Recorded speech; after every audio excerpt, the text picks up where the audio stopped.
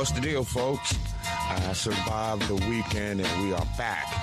It is another edition, another week of OG Sports Rap here on the network. I'm Professor G. I'm not going to say I'm rested and refreshed after a weekend of frolic and merriment amongst the beautiful people that comprise the Black American Christmas Festival in July. I mean, my goodness, I'm telling you, so much eye candy down there. I needed some insulin. I made it through. I was surprisingly disciplined at the bar. Yes. So, you know, everything that I tell you happened legally, cogently.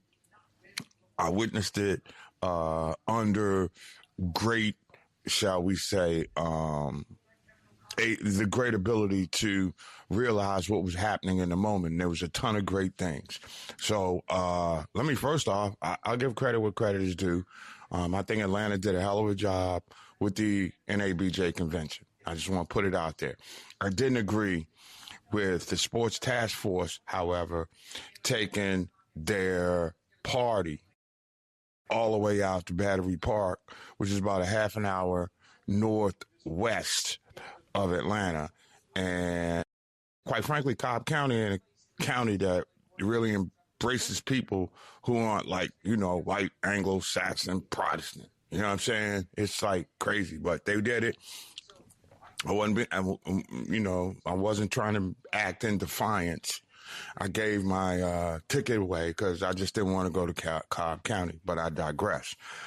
So to give you a little bit of background, this is the convention where those of us who still have jobs somewhat tied to the journalism industry or media production or content creation, however you want to look at it, we get together and we discuss issues that are affecting us in the workplace.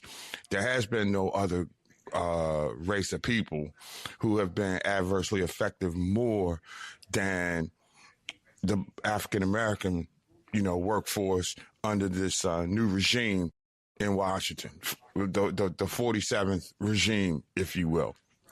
And I bring all that up because you probably have heard what has emanated from our weekend of, vision for the future. And I want to publicly jump on the bandwagon and give Aaron Haynes the benefit of the doubt. Aaron Haynes is the National Association of Black Journalists president. I happen to know her. We go back to, when she was a mere student at Emory University. So I respect the power and the force that she delivered her statement with. And when she says that, you're not going to let black people or anybody come after women, especially under her watch, you're going to hear about it. So I thought it was a tasteful way to express your displeasure by the organization. You get a thumbs down award. And instead of taking it like a man, first thing Stephen A. did was go directly to social media on Saturday and just prove what kind of soft loser dude really is. And see, what has happened is the loud, bombastic way that he addresses people is something that he can't handle. I mean, we all near the same age. So I was taught if you can't handle it, then you don't dish it out.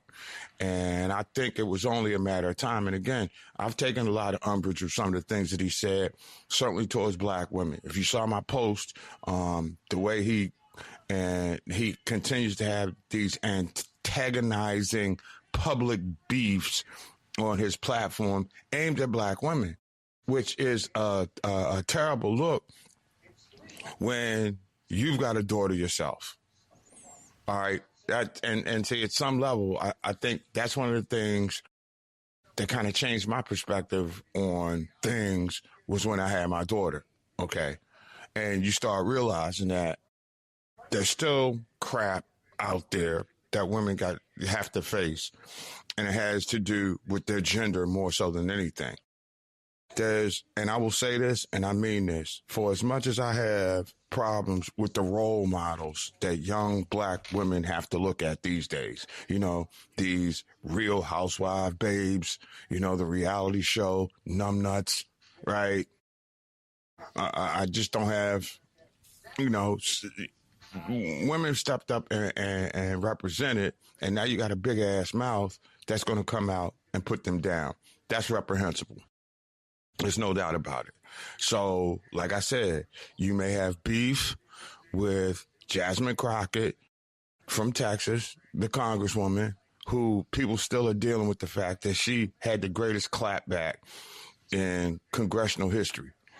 Let's be real for a second. What she did to Marjorie Taylor Greene was effectively what Kendrick Lamar did to Drake, with the bad built, bleach, blonde, butch body remark, which was precipitated, I might add, by Greene saying that she had her fake eyelashes on and it was covering her eyes so she couldn't see. So the slurs went and Jasmine clapped back. And Stephen A.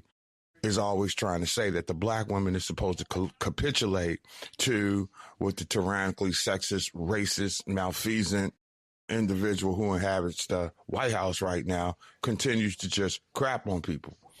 And when women clap back, Stephen A. was right there when he had his moment, and he chose to double down and go to the other side, clearly protecting business interests. And again, I get it, bruh, but you can't be going around telling people that you were raised by this wonderful black woman. You have these great sisters that you love. You have a daughter that's everything in the world to you. And then when you get a chance to step up and protect those people by words, act, and deed, then there's a problem. And it's called selling out. And what we saw in the clapback on Sunday was the biggest bunch of babble in the history of sports journalists who are clapping back at an incident that involves them. I'm pretty sure when he woke up this morning, he was thinking twice about the stuff that he said that came out of his mouth. And I don't care how much bloviation was done, in a monologue or what have you, but there's some things that are bigger than your career. There's some things that are bigger than your ego. And it's called, character. Right. And too many people who are personalities that are being successful these days, they don't have any character because they're so busy perfecting the role of themselves as a character. And I will always respect Stephen A. as a basketball writer, because I remember the Players strike when he was young and he was working in Philly and he was killing everybody on the beat. He had the most insiders. He was able to break a story seemingly every freaking day until the NBA players and owners reached that collective bargaining agreement. Have no problem with that. But you can have success. You can have notoriety. Sometimes it gets the best of you. That is what's happened to Stephen A. And instead of looking at the criticism of your professional contemporaries, you want to double down and basically turn it into an unnecessary genocidal monster where I got to get back at all of you for all the stuff that you said about me. I've been keeping it to myself. And now I'm getting ready to go off. Dude, come on. Either you a badass or a bitch ass. Which is it? I'm sorry, man. I hate to be that way, but to me, that's what it was. I mean, sometimes you just got to keep your mouth shut and wait till you get on the air to kick. Okay? That's all I'm saying. That's all I'm saying here. And sometimes all of us need to be chastised. I remember there's a guy named Commodore Hill who gave me the greatest lesson I knew when I was interning at Channel 13 in Baltimore. And I was an intern on the weekends. Everybody else was casual. So was I. And he pulls me up and says, you can't be coming into here dressed like that because you got to be dressed twice as good to get half as many notices, right? Or something along those lines. It let me know, hey, in a room where everybody is norm, you got to be an exception. Stephen A is an exception. But right now, what he's become is an exceptional narcissist. Seriously. You know, you can't talk to anybody. You know, you can't tell him. He's got his bodyguards around. You can't be antagonizing people and then hiding behind your security force. You know, and being around whatever he's there, it's almost like, you know, coming to America. It's like you got these big dudes. They might as well be dropping rose petals on, and he's treated like President Jeffrey Joe Furr, as played by James Earl Jones, no doubt. But you can't go around screaming at people when you get clapped back on, and then you want to turn it into a personal assault against the organization. Organization that is down to revere your ass if you stop acting like one. Just ponder that for a second. So there's nothing that looks good in this mess now that is Stephen A's hurt feelings. Everybody has their hurt feelings. I'm pretty sure he's hurt a lot of people's feelings now. But what he has done is he kind of played himself in the eyes of the guys in the locker room. There ain't no way he's going to be looked the same way when he goes into the locker room this henceforth and forevermore. Seriously. I mean, he looks soft. And so I'll be interested in seeing. Remember, his reputation amongst the brothers, you know, he got a lot more people in the league, in the NBA that is, who dislike him for his comments. He does. So when you can't talk to anybody, you can't get any news. Okay? And I think that's where we are right now with this guy. Wow. What was that? Orange Juice Jones, you know, when he had the song, I Saw You Walking in the Rain, and he caught his woman in, you know, with another guy. And he was like, what did he say? You showed your face and I know where your head's at. I think that's where we are right now with Stephen A. I never thought I would be quoting Stephen A. in the context of Orange Juice Jones. But, you know, you played yourself and I see where your head's at. And you just made yourself looking bad because because you had to clap back. Clap back. Sometimes you let go. You look better letting go. But when your ego is so out of control, really, that's what it is.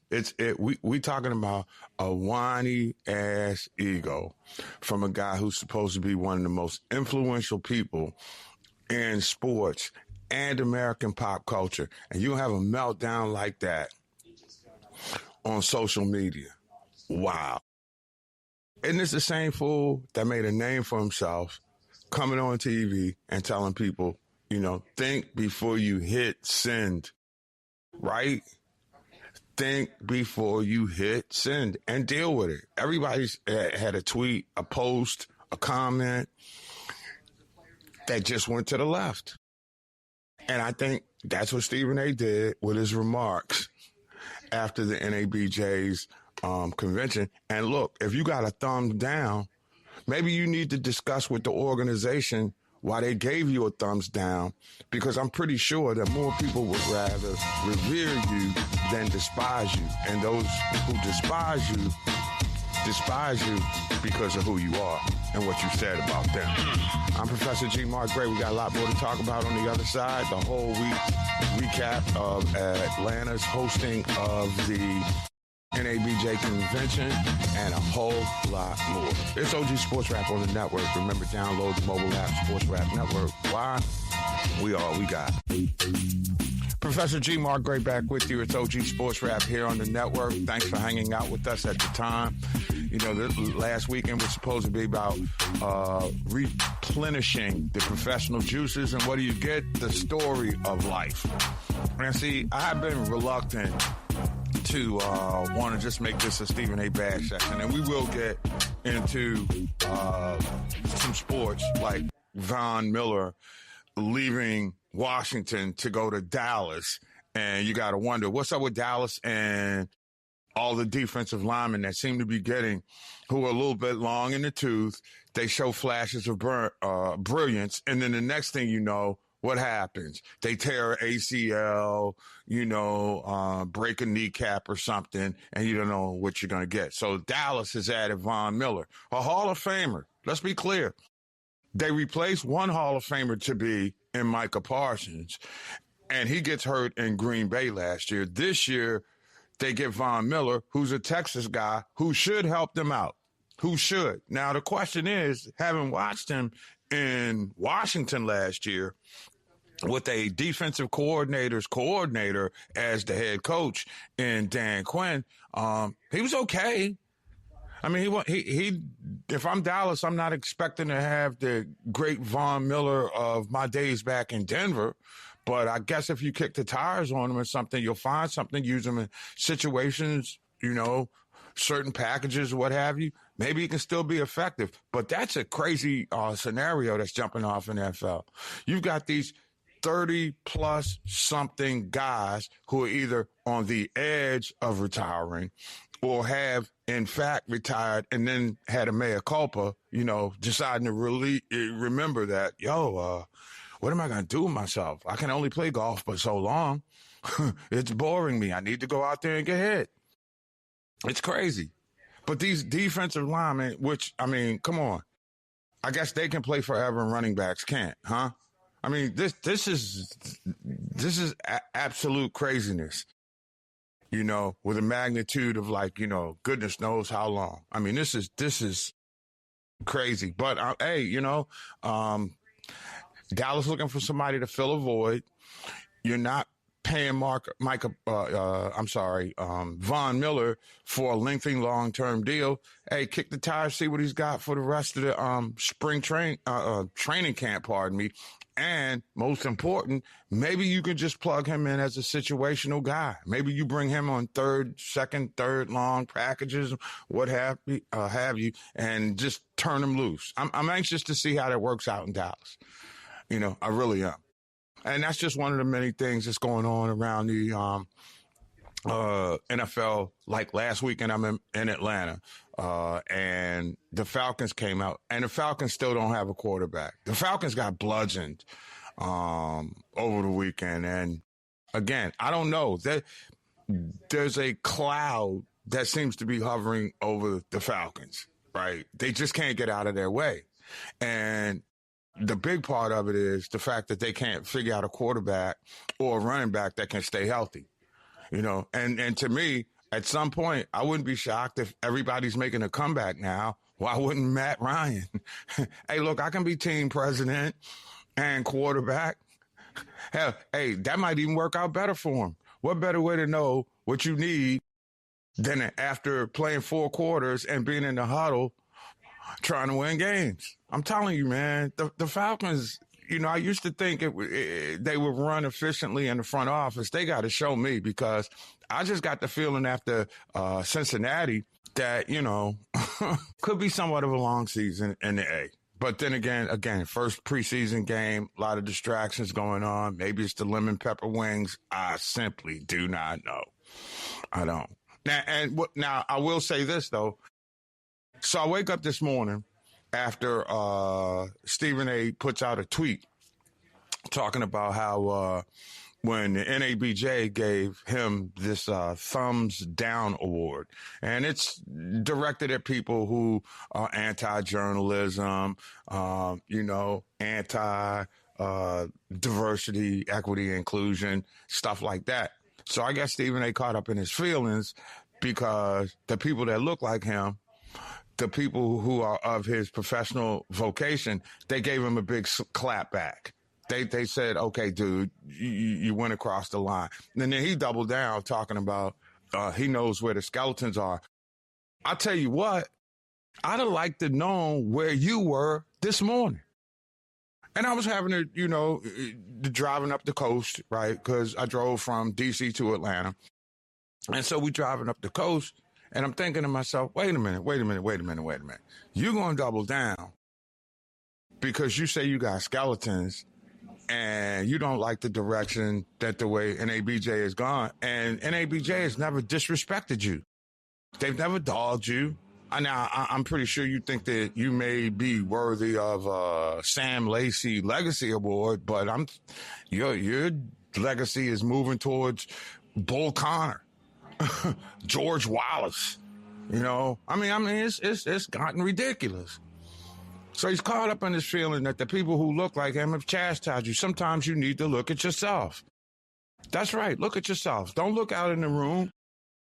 You got to look at yourself. And people don't look at themselves anymore. They really don't.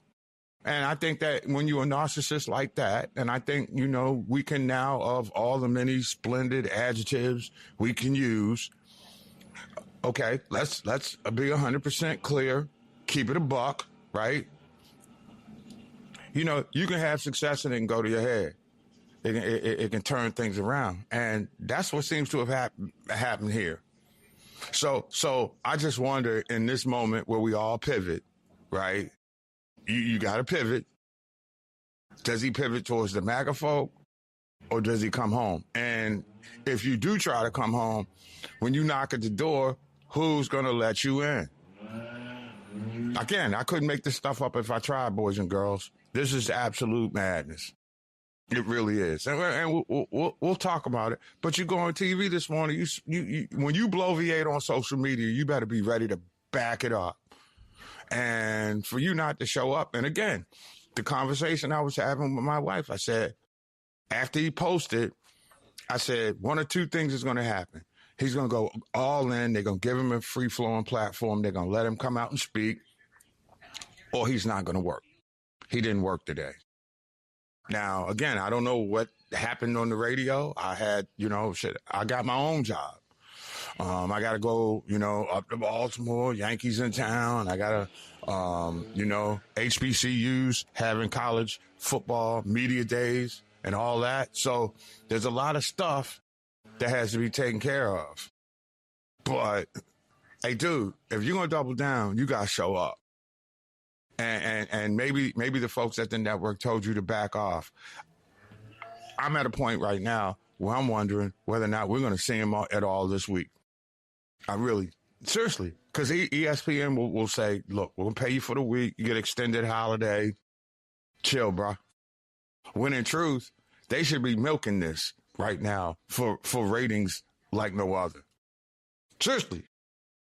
If I'm a programmer in that situation, I'm like, yeah, I want you to say what you guys say that day. But they so damn scared, and everybody, if you're in the business of journalism and free speech, forward thinking, deep thought, right? Let's just go there, right? So I don't want to hear it myself. I really freaking don't. And I want to see where your skeletons are now, too. Because if you're going to look to destroy an institution that has helped pave the way and open doors for you to be the millionaire, damn near billionaire that you are, you got to look at yourself, bro. Don't look at the masses. Don't look back at what happened in the past, right? You got to look at yourself, dog. You have got to look at yourself. Introspection is something that we have lost in this country, where you look at yourself and say, hey, I'm good enough, I'm smart enough, and doggone, I just like myself. However, we all make mistakes. And in this particular instance, to clap back against the Black Journalist Organization, and you one of the premier personalities of that race in that particular vocation, know when to say when, dude. Know when to say when. And oh yeah, by the way, I'm proud that our website, MLBbro.com, did, while we were in Atlanta, give a $2,500 scholarship to a kid from Morehouse so he could go to school this semester. What is Stephen A. doing? Seriously. That's right, I went there. I'll say this, and I'm not just saying this because he's my boy. I'm saying this because facts. Rob Parker from MLB Bro went out and found a way to create a scholarship in his name that will help young, Black reporters who want to get into the sports industry an opportunity to do just that. Where's the Stephen A. scholarship? Ooh, I went there. Put your damn money. You make $25 million a year. Dude, you make an NBA pro athlete salary. You can do that. All right? But you always putting people down. Where's your in-town initiative, right? I mean, when you getting into player salary, shouldn't you be doing, say, like what Jalen Rose does in Detroit with his charter school? Ain't no Stephen A. charter school around. Oops. I mean, I ain't trying to take no shots, man, but I don't want anybody to think that this is the move and how you carry yourself when you become successful. It is not. This is not. And I hate to be piling on and everything, but, you know, there's some role models who have to be held to such a higher standard because they carry a whole lot of weight. And this dude seems to be always given the benefit of the doubt. And I'm wondering why. Seriously. You know, there have been a lot of people that have come and gone. It's ridiculous. It's absolutely ridiculous. But here we go. We've seen it before. I'm pretty sure we'll see it again. But this was soft today, man. You know, I hope he's in the gym. I am. I can't. I'm just kind of mystified by this whole scenario that's playing out before us. I am. Organization has a right to, you know, give its award. When you clap back and say that, you know where the skeletons are, show me the skeletons. Don't be trying to take down NABJ in a way that, you know, Trump would try to take down American media when they're doing truthful stories that don't put him into a great professional light. And if you got beef with what people are saying and giving you an awards under the umbrella of free speech, you need to get the hell out the game, Joe. You need to get out the game. Period, point blank, end of sentence. Because we're dealing with free speech. Tenets of journalism are free speech. Free speech, okay? Free damn speech. You say what you want about it. Free speech. If you can't protect free speech, if you ain't down with people like you expressing their opinion, how dare you express bombastic, clown-ass opinions like you do most of the time these days? It's ridiculous. It is absolutely ridiculous. It is shameful. It is disgraceful. It's just, it really is a move that comes from the bag of punk ass. And I never thought I would feel that way about Stephen A. Anyway, it is your boy, Professor G. Mark Reyes, OG Sports Rap on the network. Remember, download the mobile app, Sports Rap Network. We all we got.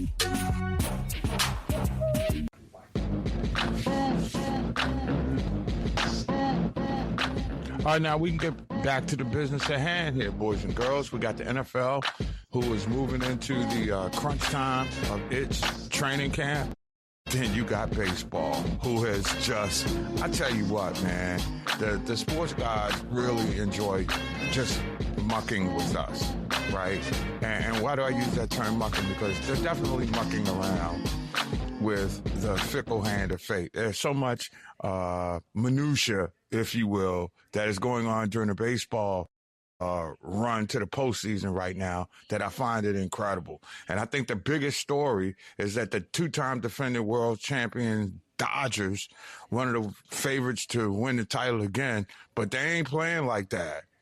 I don't care if, well, I don't know, quite frankly, if you've been watching the Dodgers over the last 2 weeks or so. They are 5-11 in their last 16 games.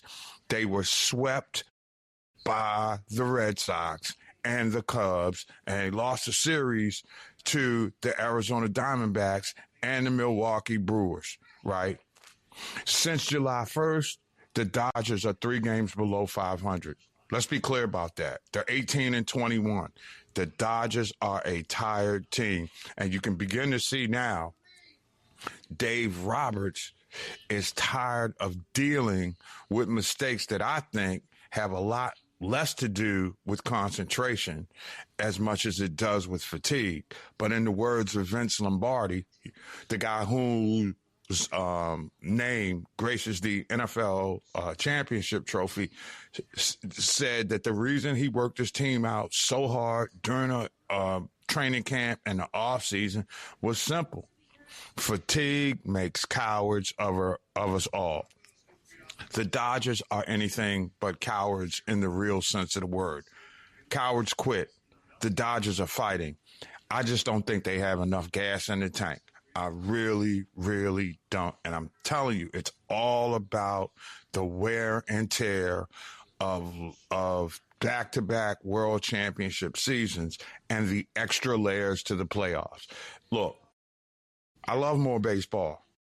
Okay, let's be clear for it. You can't have enough. I love the playoff format.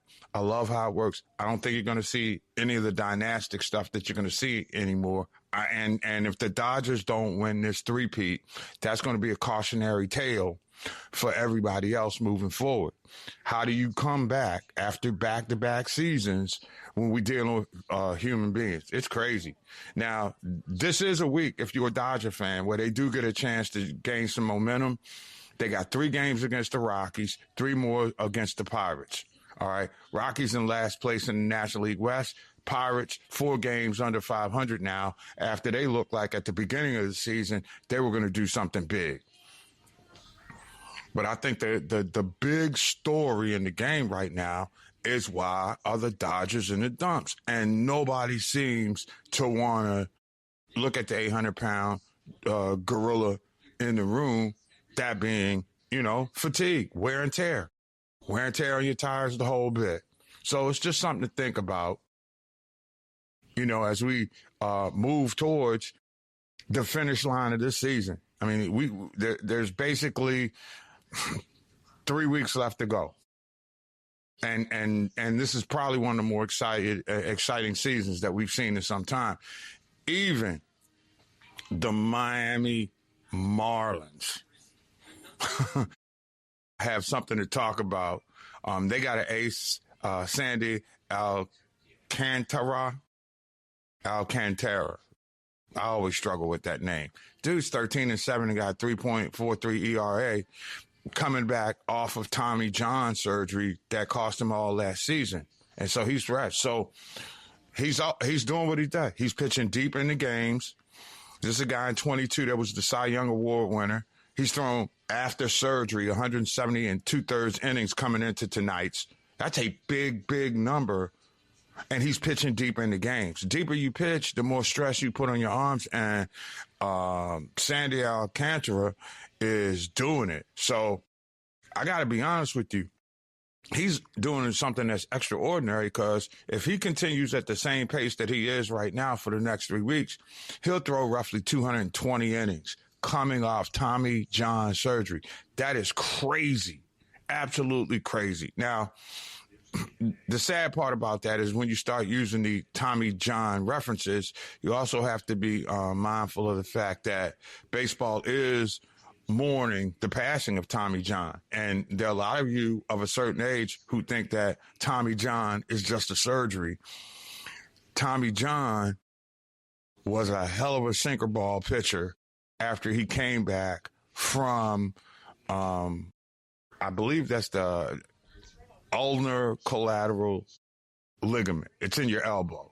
And so in 1974, with Tommy John out for the season, they figured out how they could take cadaver's, joint, put it into his arm, and Tommy John becomes a 4-time All-Star pitcher. But he passed away over the weekend, and he should be remembered for a lot more than just the surgery that bears his name. So it's a tough weekend in baseball when you lose a great one like that, because Tommy John was fun to watch. And I do remember, I think in 78, there was one series where I think that when Bob Lemon was managing the Yankees, he pulled Tommy John out, and ultimately I think Kansas City was able to pull back. It's probably 80, 83, something like that. A long time ago, before I was on the beat, I was in school at that time. So I'm kind of, giving you parenthetical remembrances of that. But it was a tough weekend, Tommy John had, 288 career victories. And when you think about it, in 74, we didn't have the sophisticated medical or AI-oriented doctors who could fix you. But he came back. So that's phenomenal what Tommy John did. I mean, everybody thought he was done. He had pitched for the Dodgers. His arm blew out. He went to the Yankees and he became a world champ. He was part of the Yankees teams. I think they might have lost once. I think there was a 3-year stretch where they played 3 back-to-back years. And if I'm not mistaken, it took the Dodgers that third year to finally get over the hump. But again, rest in peace, Tommy John. Great player. I'm not quite sure he gets his props. All right. And I'll leave it at that. And you know something? I will give credit where credit is due here. In a season that has been so full of potholes and just, gaffes, incendiary behavior, there were some great WNBA games over the weekend. I got to give credit where credit is due, And while in Atlanta, Caitlin Clark helped Indiana beat the Dream. And she was a killer from the outside, but it was an overtime game. Michaela Thompson took over in the extra period, and she dropped a game-high 20 points. Aaliyah Boston had 18 points and 14 boards. I think the big thing that I took away from that game was the fact that, and we talked about it last week with Arthur Trish when he was on the show from down in Atlanta. This game was played at the Hawks building, all right? The State Farm Arena, which is down in the old CNN Center. If you ever have been to Atlanta, you probably know what I'm talking about. They had over 17,000 fans in State Farm Arena watching Angel Reese and the Atlanta Dream. 17,044 fans. And from the story that I was getting, the Dream is trying to move more of their games into State Farm Arena, which is the NBA venue in Atlanta. If you can, now again, Caitlin Clark being in town is an immediate draw. So the question is, would you be able to get 17,000 people if you were to say Olivia Miles is coming into the league, into town? And see, she's just a rookie. And I just love everything about her, from her crazy little glasses to just the way she's tough. To me, that's the best player in the league right now, y'all. I'm sorry. Of everybody. I know she's a rookie. The elder states women would probably be ready to tell me I don't know what I'm talking about. But she is an electrifying player. I just wonder, is she the draw? There have been electrifying players in other sports leagues that just didn't sell out buildings. For whatever reason. I have no idea why, but it is what it is. And then you got people who sometimes just don't like the personality of a player just because how they look.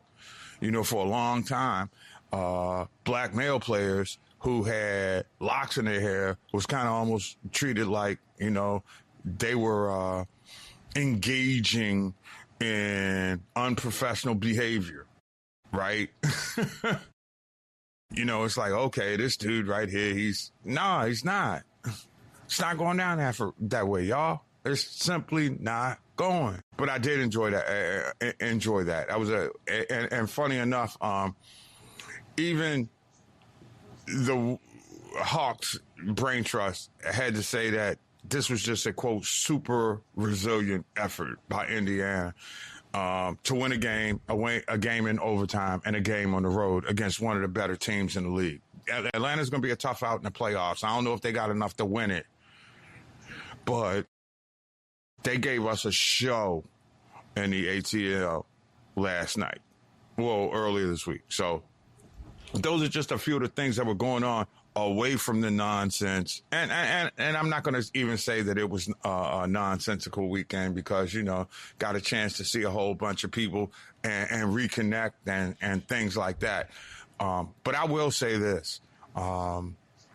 It's concerning now in the landscape of the business of media. And given that we don't have any more of the Bob Johnsons, and the Johnson Company who put together Ebony and Jet and stuff like that. As one who cut his teeth in the black press before getting the ultimate come up at ESPN, the role of minority media has never been more important. And I'm not just talking about black media. I'm talking about Hispanic media, Native American media, if they have such a thing, the collective. Because I remember in 1994, there was a unity convention, and it was the, black journalists, Asian American journalists, Hispanic American journalists. And, it was supposed to be the think tank for all minority journalists. And somehow the egos amongst the, administrators, officers, however you want to look at it at the time, kind of took minority journalism off the path of unity into individualism. And if there were ever a time for Asian American, Hispanic American, Native American, and Black American journalists were to get together, it would be now. And I think that people need to step outside the realm of their personal social feelings and come together as a collective. And that's been the problem with the minority journalism movement. Because I think what would be better in the future would be for us as minorities to start thinking about more of this independent journalism out, if you ask me. I mean, I think that you could do for sports and other things, like what you see Harry Sisson, Aaron Barnes and all, Don Lemon, all the great people who are doing independent journalism. I think that's the way to go, but I've often been ahead of the curve, so this may be another one of those times. Anyway, I'm Professor G. Mark Gray. It's OG Sports Rap on the network. Remember, download the mobile app, Sports Rap Network. We all we got.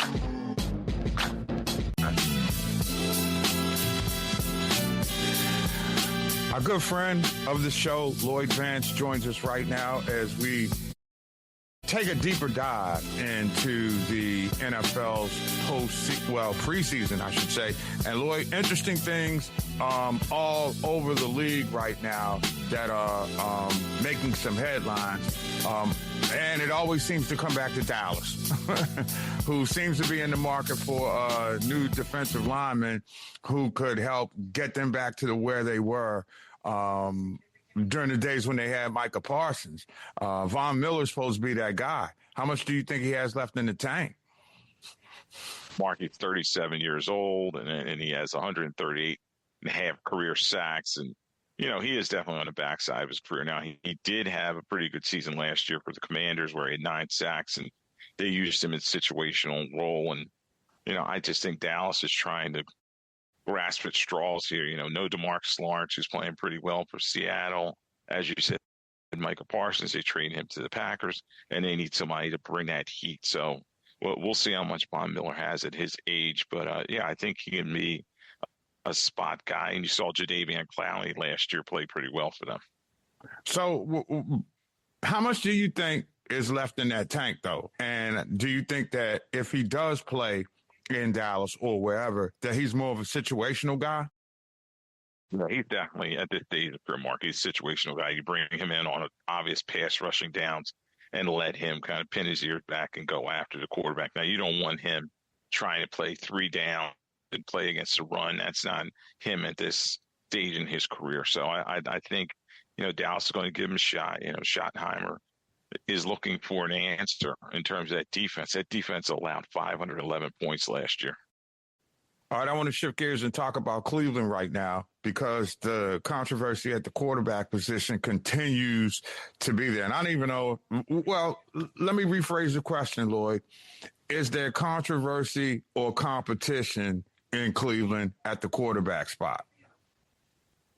I don't think there's a competition, Mark. I think Jim Haslam, the owner there, and Todd Monken, the new coach, and Andrew Barry, the GM, they've decided that they're going to give Deshaun Watson the first opportunity to be their starting quarterback. And obviously, making $46 million this year guaranteed has a lot to do with that. So they can say he's a veteran guy and, you know, he's coming along in camp and all that. But I think it has a lot to do with the money, and he's going to start. So what do you make of what you're hearing about how Shedeur Sanders looks right now in camp? Has he improved since last year, or is he still at status quo? Yeah, I was just talking with somebody that was there, and they said, you know, he's looking smooth in his dropbacks. He's looking, you know, a lot, not like a rookie. You know, he's looking more like a veteran. He's acclimated. He understands the situation. There's not all that loud shroud from last year where he was drafted. And I think he understands he's going to have to be the backup first. And obviously, when you see the number of reps, who's taking reps with the number ones and who's taking reps with the twos, it's pretty clear that it's going to be Deshaun Watson and Shedeur Sanders. He will get his chance, though, Mark. I definitely think that's going to happen this season. Lloyd Vance is our guest as we continue talking NFL, as we are officially in the throes of NFL training camp. I guess, you know, the Aaron Donald thing must be, I guess, giving teams hope that these defensive linemen can drink from the fountain of youth. So in the many years that you've seen older players at this position, do you think that this is just one of those things that's happening right now? Or could we be looking at, well, situational players hanging on long enough in the future if it works out and become like, you know, specialty type players on defense at the D-line position?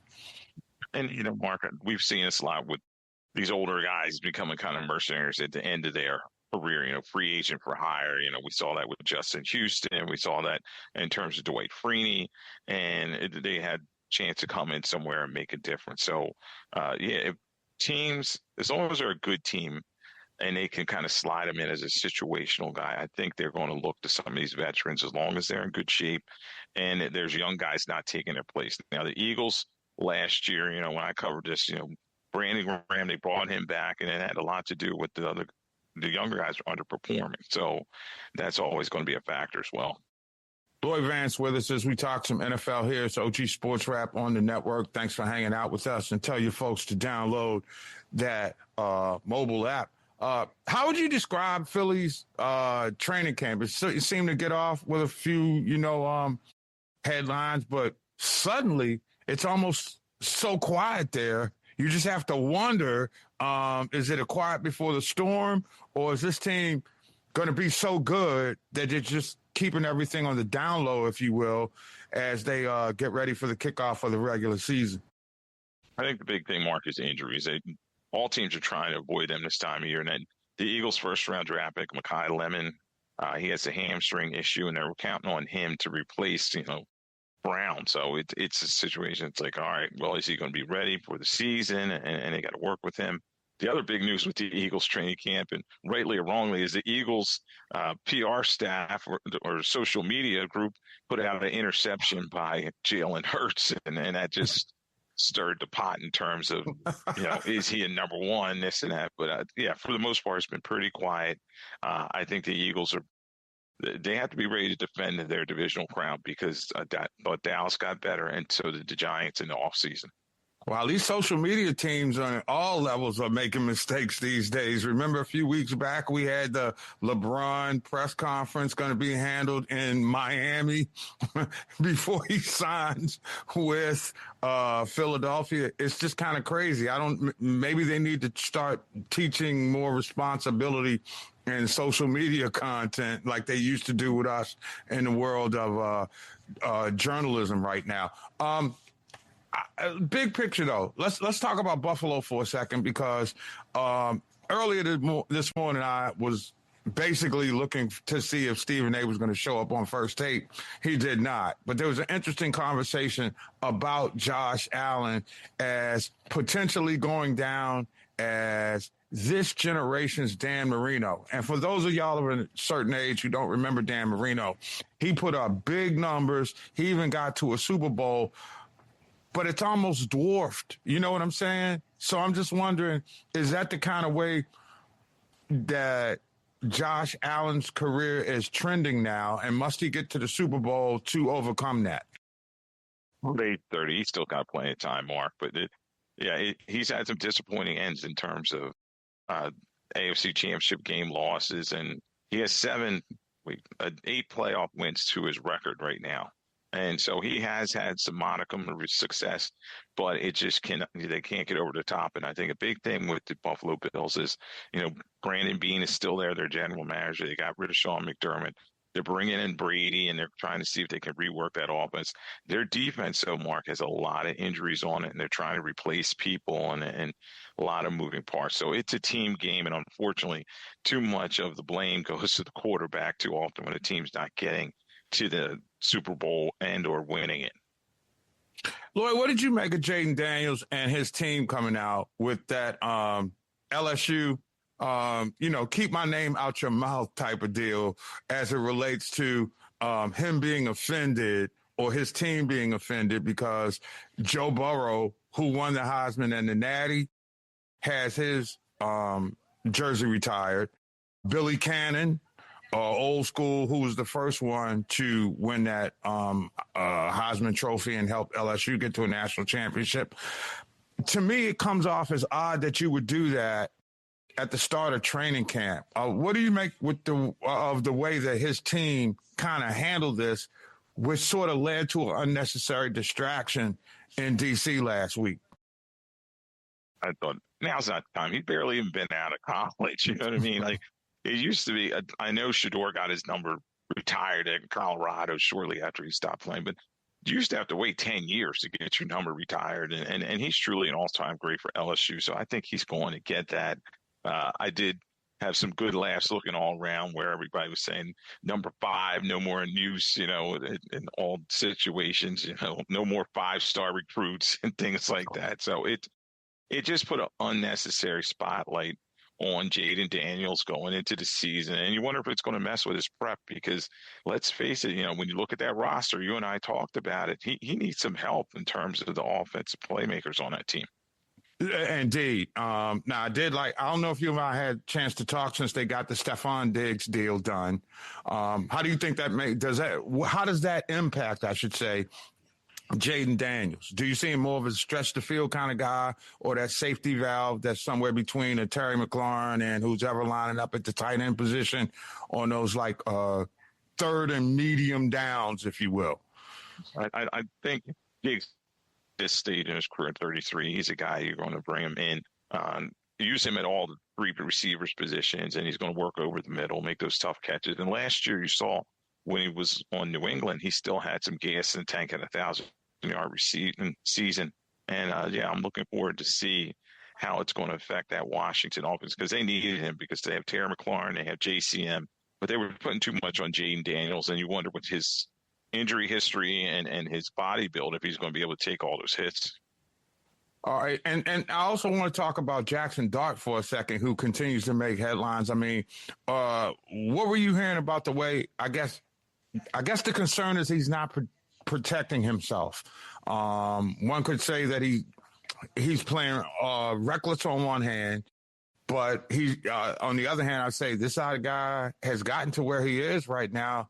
Should he stop playing as aggressively as he has? Because the Giants have been a very good team about letting their quarterbacks get hurt, and it's derailed their season several times over the last half decade or so.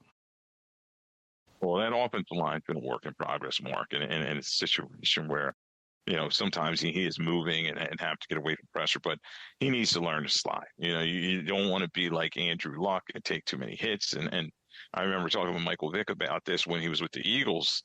They're just not the biggest guys. And when you're trying to take on a linebacker, put down his shoulder and all that, it tends to, getting hurt. And particularly, you don't want to hurt your throwing shoulder because it's about throwing a football around the National Football League. So I think Jackson Dart, he's talking, John Harbaugh's talked to him, a veteran coach, and he's going to have him thinking more in terms of not being so Mr. Tough Guy out there. Now, I was at NABJ, so I haven't seen a lot of the rerun of games yet on NFL Network. So, do you recall what the hit looked like? I mean, I've read a lot about it. I haven't seen the hit myself, but again, I just have to ask: was it a good, clean hit? Number one, and number two, did he leave himself vulnerable for a moment of reckless, if you will? I thought it was a clean hit, Mark. In this situation, he's got to protect himself. He's got to get down. He's got to get out of bounds. And if you're in a field of play, if they consider you in a field of play, you're an open target. And we've seen that with these quarterbacks when they get close to the line, they think they can kind of slow down. And all right, but they're going to take some big hits out there. Any storyline you keeping an eye on, and particularly for this particular week? I guess this is week 3 of training camp, so I guess we start getting some cuts, right? Yeah, it's crazy. Injuries. Unfortunately, that's all we seem to be talking about this time of year. Who's going to make it to week 1, and I think you're not going to see a lot of starters in these games. You are going to have the dual practices. I know the Philadelphia Eagles are with the Patriots this week, and then they'll finish their practices together and have a preseason game, and that's what you want to see. You want to see that competition, but the injuries like with the Jeremiah Love, that's a bad one for the Cardinals. He has that high ankle sprain. You wonder, is he going to be ready for week 1? And if he'll ever get healed during the course of the season, because that thing just seems to linger, and the only thing that really gets rid of it is a consistent amount of rest. That's my guy, the NFL insider extraordinaire, Lloyd Vance. Lloyd, always a pleasure to talk with you, my friend. And ain't nothing like the countdown to kickoff to the regular season, Forward to it, and it'll be here before we know it. Talk to you real soon. Stay with us. We got more of what you came here for on the other side. It's OG Sports Rap on the network. Remember, download that mobile app, Sports Rap Network. We all we got.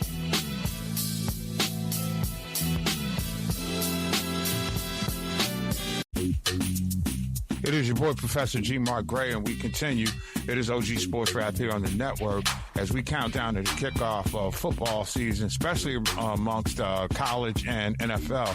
Got to keep an eye on what's going on around the HBCU landscape. Now, there are, for the first time in quite some time, a bunch of black college players, quite frankly, who are making a name for themselves. And if you're going to make the team, and if you're going to be looked upon as something, perhaps even only as a special teams performer, you have to kick ass in the preseason games. And there was some whoopings that was being put on by HBCU players, and it remains to be seen whether or not any of these guys will make the NFL's roster. But it's not a bad deal playing and being on the practice squad, because that's also going to open up people who will notice you when it comes time for, I believe, what is it, the UFL these days or whatever it is that they're calling it, the spring summer football league thing.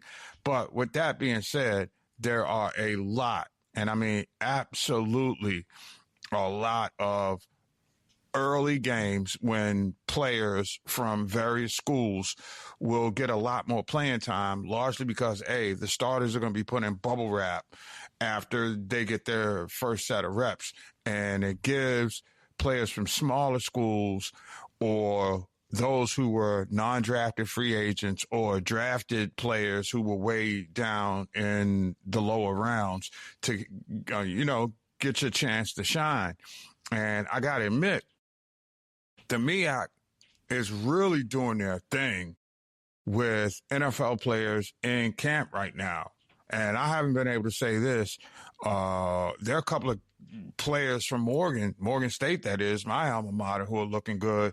But again, you've got players from Howard, like Ian Willer, who played in that UFL championship game and was most valuable player on defense. He's been impressive to this point, making a name for himself. I mean, that's about, 4 or 5 players right now who are from the MEAC that are showing up and showing out. One I'm on the dark horse, and people have been talking about that a long time, has been the outstanding defensive player during his time at Morgan, and Eric Hunter. Eric Hunter can play. People, even during the All-Star game in New Orleans, I forgot what they call that, the Legacy Bowl, I want to say it is. And he was impressive. And there were a lot of people who liked the way he got off the ball. There were a lot of people I heard that say that this kid is going to make the team, and some team would be smart, even if he doesn't figure in, to put him on the special teams teams, if you will. So be listening out for Eric Hunter, Jamari Taylor, and Eric Roberts. These are all three HBCU guys who can play, okay? And they've shown up already. 35 of the 47 black college players on NFL rosters saw action last weekend. And I don't know if I can't give you an adequate assessment on when the last time we saw that many black college players on NFL preseason rosters. And again, this is one of the things that I think the NFL is going to have to come to grips with. They don't want to pay any more players the amount of money that they're playing right now. But when the way that you've got the league being structured, you've got 17 games now. You've got games. Every team is going to play overseas. These are the kind of players that may look like practice squad performers, with all due respect, but they are also the players that are what we would call diamonds in the rough. Those are the kind of players that you would expect at some level to have an impact of some sort. And it really makes you think, with all this young talent that's around, and again, the conventional argument is, well, they played at those little schools, and those little schools don't prepare you for the big time.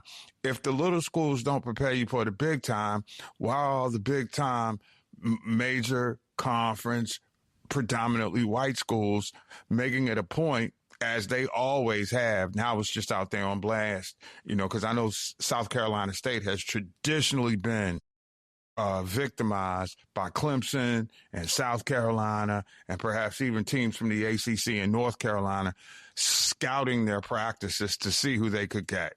That's a fact. That goes back to the legendary Coach Willie Jeffries days. So we know that. That's always been the case in South Carolina State. You can make a compelling argument that before desegregation, that the best college football team in South Carolina was South Carolina State. And, oh, yeah, by the way, they are still defending,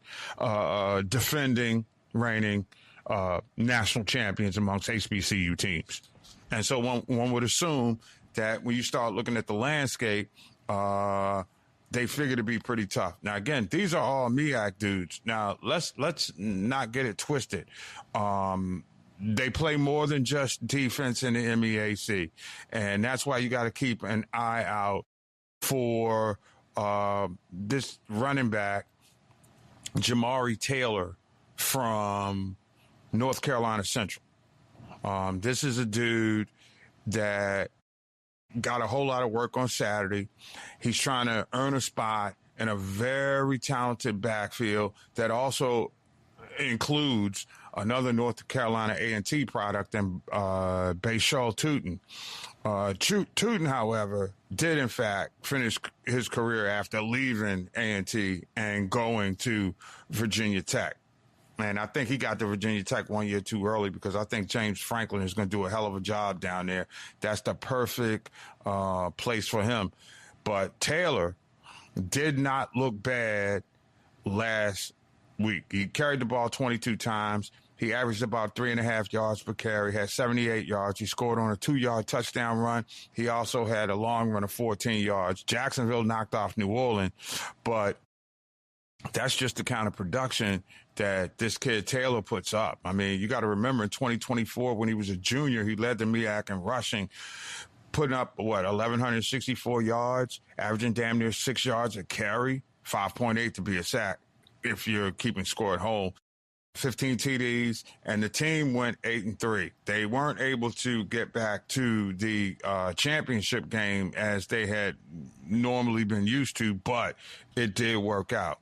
And again, these are just a few of the players that are getting their shine right now, early in camp. And it'll be interesting to see as rotations continue to move along. What does that mean for the players from the HBCUs? Now, I will say this. We're hearing a lot about the Dallas Cowboys and their need to improve their pass rush. You know, what happened last year, they moved Micah Parsons and he goes to Green Bay and then it gets hurt and things just go off the left. But Dallas has a pass rushing specialist in James Houston IV and Isaiah Land. Both of those dudes had sacks as the Cowboys were knocking off Seattle 17-7. Now, you got to remember that Houston was a fifth-year Jackson State product. He got his sack. And check it out, he only played 18 snaps. If you're only out there on the field and you play 18 snaps or 18 plays and you can get a sack in one of those, I would venture to say that that's going to keep you around for another week. And considering he had 3 more tackles, including that sack, you can appreciate how people really like what they're seeing in Houston. Now, Isaiah Land himself had 3 tackles, Land in his 4th season now out of FAMU, came in late. He sacked Jalen Milroe for a 14-yard loss. And if I'm not mistaken, Milroe was cut on Sunday. And think about it. These guys are taking advantage of few snaps in games and getting it in. And don't sleep on Xavier Smith, the wide receiver out of FAMU. Remember that name. He's playing for the Rams. Many people would argue he's the best player at that position, right, coming out of FAMU in ages. So there are talented HBCU players that are going to pick up some money this year, if not in the NFL, then in the UFL. Because when you start thinking about it, you know, you got guys like, well, you have so many former HBCU coaches that are coaching in the UFL. And here in D.C., the offensive coordinator, Fred Keiss, was a longtime Hampton University offensive coordinator. And now he's found himself some shine as a pro coach, even though it's in the pro version of the minor leagues. So one thing about it, HBCUs who continue to get their talent taken away from them, right, one way or another, whether it's kids going into the transfer portals or, you know, any one of a number of different ways, they can make their ways around. But I thought the model was always going to be when the top players didn't make it at the bigger schools, that they would come down through the pipeline back to home. And it's not happening like that. That transfer portal has certainly changed the landscape for teams, how they sort of replenish the cupboard when it's almost bare. And we're seeing a lot of that. But I am glad to see, and what you can say what you want about those meaningless HBCU pipelines. You know, they have those legacy bowls and all these combine type experiences. And a lot of people would send scouts down there knowing full well they had a snowball's chance of making a team or even getting drafted or being signed as a free agent. That whole dynamic has changed. It has changed in a major freaking way. So you will have guys like Howard has a running back or had a running back, Ian Wheeler. He's up in Buffalo right now. Buffalo's going to need somebody in the backfield that wants it real bad. And I got to believe that Ian Wheeler is that guy.